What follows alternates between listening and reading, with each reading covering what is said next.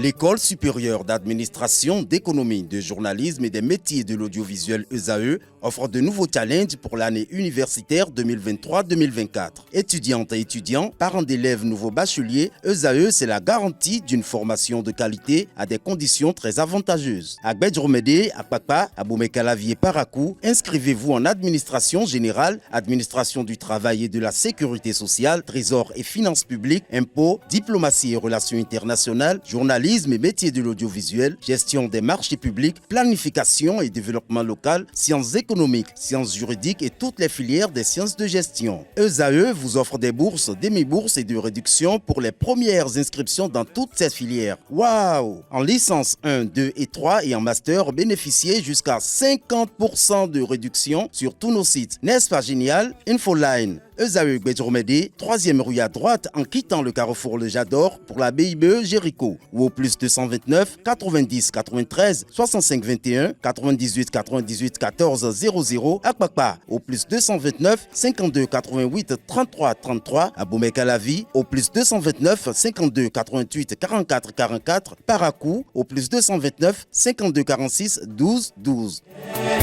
ESAE, l'excellence à un nom.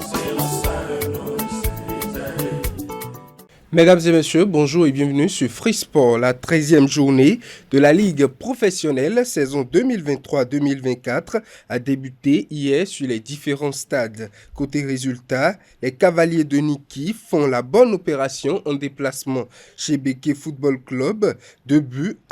Un but partout entre Dynamo de Parakou et l'AS Takouné. Les Buffles du Borgou tombent à domicile face à Banigansé, 2-1.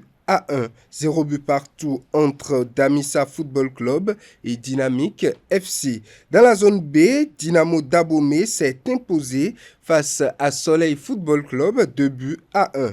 Même score pour l'AS Tonnerre face à Rodeo Football Club. Match nul et vierge entre Lotopopo et Real Sport. Abeille et Espoir de Savalou font également le nul, 0 but partout. Zone C à présent, le champion en titre n'a toujours pas trouvé de solution pour la victoire. Match nul, 1 but partout pour les cotonculteurs face au leader de la zone, l'AS Cotonou. Aspac se fait étrier par les requins de l'Atlantique, 1 but contre 3. Adidja Football Club triomphe de Aziza, 2-1.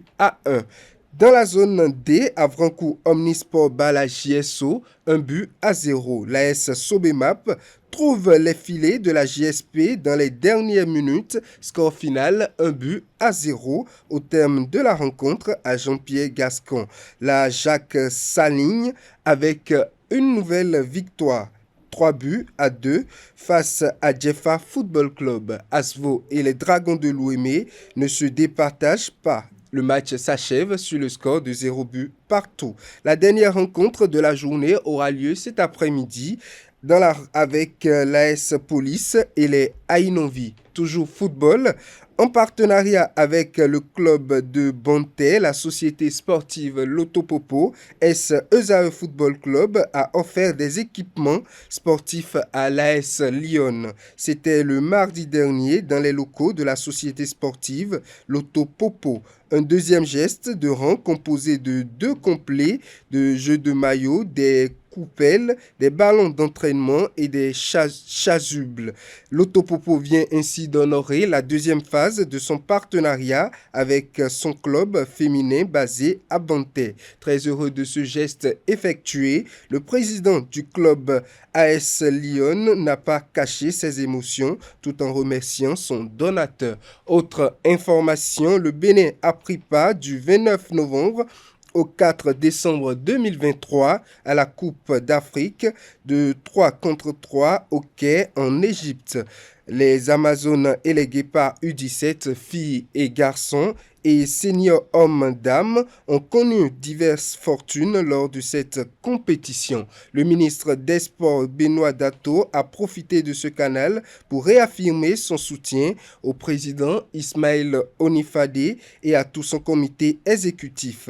À travers un appel téléphonique, Benoît Dato a fait savoir aux joueurs toute son toute son admiration pour le travail qui est fait. Je suis fier de ce qui se fait au basketball, les réformes engagées, la présence des sélections 5 contre 5 et 3 contre 3 à l'international et la régularité du championnat national sont des éléments de satisfaction pour moi, a-t-il affirmé avant de rassurer les joueurs que les choses vont bientôt changer. Benoît Dato a pris l'engagement de régler les problèmes liés à l'inégalité du financement, l'abandon des sélections nationales par le pouvoir public, l'accès et la gestion des stades construits et l'obtention de la tasse pour le développement du sport. Chez les athlètes comme au football, nous ferons en sorte que les sélections nationales de basketball soit la propriété de l'État, a-t-il promis, avant d'insister sur la prise en charge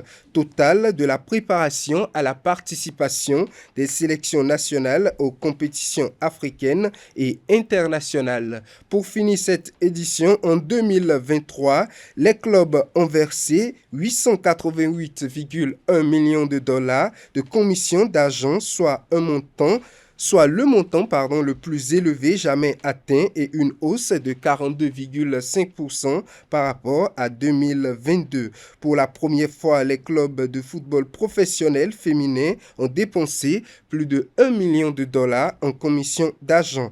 Les clubs anglais ont été de loin les plus dépensiers avec un total cumulé de 280 millions de dollars. Mesdames et messieurs, c'est tout pour Free Sport.